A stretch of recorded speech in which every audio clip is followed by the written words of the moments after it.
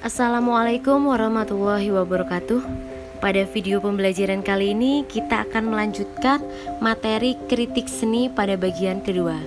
Nah, pada bagian 2 ini kita akan membahas tentang tokoh-tokoh seni rupa Indonesia dan mancanegara serta cara menulis kritik karya seni rupa. Simak terus videonya dengan baik ya. Nah, sebelumnya saya akan mengulang sedikit materi di minggu lalu. Apa sih kritik seni itu? Masih ingat atau belum? Atau lupa?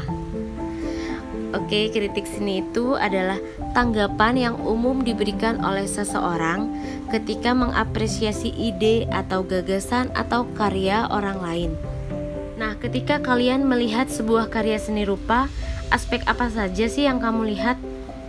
Dapatkah kalian mengidentifikasi tema, jenis, fungsi, dan nilai estetis dalam sebuah karya seni rupa tersebut? Selanjutnya, tahukah kamu tokoh seni rupa yang ada di daerahmu? Apakah tokoh seni rupa yang ada di daerahmu berskala nasional dan internasional? Tahukah kamu mengapa mereka disebut tokoh dalam dunia seni rupa? Baik, di sini saya akan memperkenalkan tokoh-tokoh karya seni rupa Indonesia. Yang pertama ada Abdullah Suryo Subroto, seorang pelukis pertama Indonesia di abad ke-20. Lahir pada tahun 1878. Beliau ini memiliki aliran seni sendiri, yakni Moi Indi. Secara garis besar mirip dengan naturalisme. Contoh lukisannya itu banyak sekali. Yang terkenal salah satunya yaitu Bamboo Woods, seperti yang ada pada slide di layar ini. Tokoh karya Indonesia selanjutnya yaitu Avandi Kusuma. Lahir di Cirebon tahun 1907. Beliau ini tidak tahu memiliki aliran seni apa. Beliau hanya menumpahkan warna-warna cat secara acak di atas kanvas, lalu menyelesaikan lukisannya dengan menggunakan jemari, bukannya menggunakan kuas ya, seperti pelukis lain pada umumnya. Contoh lukisan karya beliau adalah kebun cengkeh, perahu, dan lain-lain. Nah, pada slide di layar ini adalah contoh lukisan kebun cengkeh. Tokoh karya seni rupa Indonesia yang selanjutnya adalah Delsi Syamsumar. Terlahir di Medan tahun 1935. Beberapa contoh karyanya adalah Heroisme Cut Mutia, Kereta Api Terakhir Yogyakarta, dan komik Si Semut, dan masih banyak lagi karya beliau. Pada contoh slide di depan ini, di layar ini adalah contoh karya komik Si Semut. Nah, tokoh karya seni rupa Indonesia itu banyak sekali ya untuk disebutkan. Nah, di sini Ibu tampilkan hanya tiga tokoh karya seni rupa Indonesia saja. Selanjutnya adalah tokoh karya seni rupa mancanegara. Yang pertama ada Auguste Rodin, adalah pematung Prancis dan termasuk salah satu pematung utama dalam masa modern. Tokoh seni rupa mancanegara selanjutnya adalah Vincent Willem van Gogh, adalah pelukis pasca impresionis Belanda. Nah, ini adalah contoh karya Avandi ekspresionis yang tadi menggunakan jari jemarinya untuk melukis dengan menumpahkan beberapa warna cat secara acak. Karya selanjutnya ada karya abstrak dari Jackson Pollock. Nah, selanjutnya ini ada karya naturalis dari Bin Abdullah. Selanjutnya ada juga kubisme Picasso. Karya selanjutnya ada romantisme, aliran romantisme dari R. Saleh.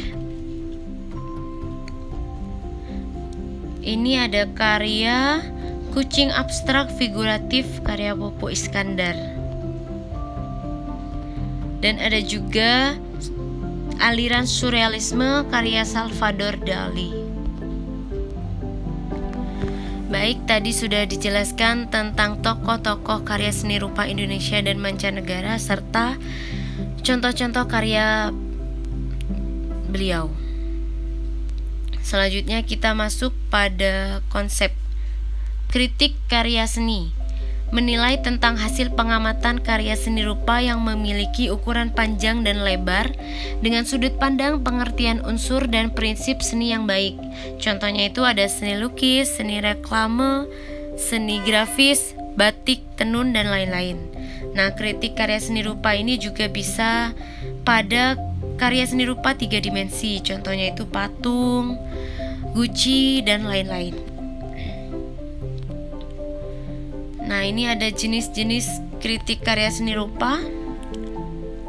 Di video pembelajaran pada bagian 1 sudah dijelaskan tentang jenis-jenis kritik karya seni rupa ya. Yang pertama ada kritik keilmuan, meningkatkan wawasan pengetahuan, kemampuan dan kepekaan kritikus yang tinggi untuk menilai atau menanggapi sebuah karya seni. Selanjutnya ada juga kritik populer, kritik jurnalistik. Bagian 1 ini sudah dijelaskan secara lengkap ya. Kalian lihat lagi video bagian 1 untuk mengingat materi ini. Selanjutnya fungsi kritik karya seni rupa. Fungsi kritik karya seni rupa 2 dimensi adalah untuk mengapresiasi sebuah karya yang ditinjau dari beberapa unsur seni rupa. Unsur seni rupa ini sudah kalian bahas, sudah kalian pelajari di pembelajaran seni budaya kelas 10. Masih ingat belum? Yang pertama unsur seni rupa ada titik, garis, bidang, bentuk, tekstur, gelap terang, kaidah estetika, kesatuan, keseimbangan, harmoni, fokus, komposisi. Nah, tahapan penulisan kritik karya seni yang pertama adalah mendeskripsikan. Deskripsi adalah tahapan dalam kritik untuk menemukan, mencatat, dan mendeskripsikan segala sesuatu yang dilihat apa adanya dan tidak berusaha melakukan analisis atau mengambil keputusan atau kesimpulan. Agar dapat mendeskripsikan dengan baik, kalian harus mengetahui istilah-istilah teknis umum yang digunakan dalam dunia seni rupa agar dapat mendeskripsikannya dengan baik. Selanjutnya, tahapan analisis formal. Tahapan dalam kritik karya seni untuk menelusuri sebuah karya seni berdasarkan struktur formal atau unsur-unsur pembentuknya. Pada tahap ini, kamu harus memahami unsur-unsur seni dan prinsip-prinsip penataan atau penempatannya dalam sebuah karya seni rupa. Tahapan yang selanjutnya yaitu menafsirkan atau menginterpretasikan. Tahapan penafsiran makna sebuah karya seni meliputi tema yang digarap, tema yang dihadirkan, dan masalah-masalah yang dikedepankan. Penafsiran ini sangat terbuka sifatnya, dipengaruhi sudut pandang dan wawasan kalian. Semakin luas wawasan kalian, semakin kaya interpretasi karya yang dikritisinya. Kalian harus banyak mencari informasi dan membaca, khususnya yang berkaitan dengan karya seni rupa agar wawasan kalian semakin kaya. Tahapan yang terakhir yaitu menilai. Mengevaluasi atau menilai secara kritis dapat dilakukan dengan langkah-langkah sebagai berikut. Yang pertama itu membandingkan sebanyak-banyaknya karya yang dinilai dengan karya yang sejenis. Yang kedua, menetapkan tujuan atau fungsi karya yang dikritisi. Yang ketiga, menetapkan sejauh mana karya yang ditetapkan berbeda dari yang telah ada sebelumnya. Yang terakhir, menelaah karya yang dimaksud dari segi kebutuhan khusus dan segi pandang tertentu yang melatar belakanginya.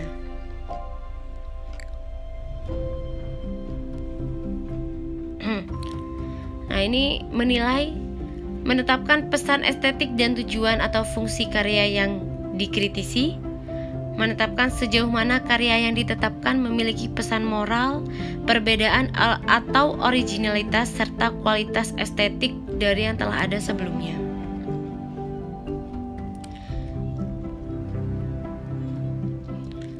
Nah, di sini saya contohkan contoh tulisan tentang karya seni rupa atau kritik tentang karya seni rupa ya. Ini mengkritik karya yang berjudul Pedagang Asongan. Karya tahun 1988 menggunakan cat minyak akrilik pada kanvas. Nah, ini adalah contoh kritik pada karya tersebut. Dalam lukisan yang berjudul Pedagang Asongan, Hardy mengungkapkan sebuah satire simbolis tentang kecemasan anak jalanan.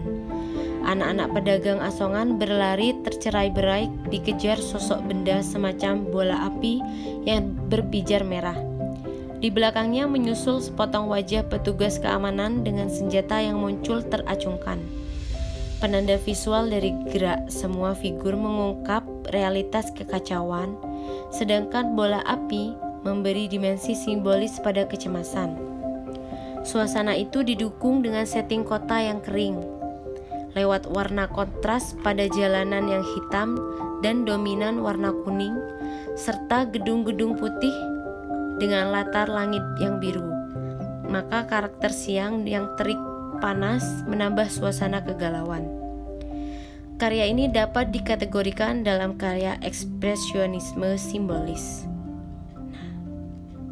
Kita lihat lagi karyanya seperti ini.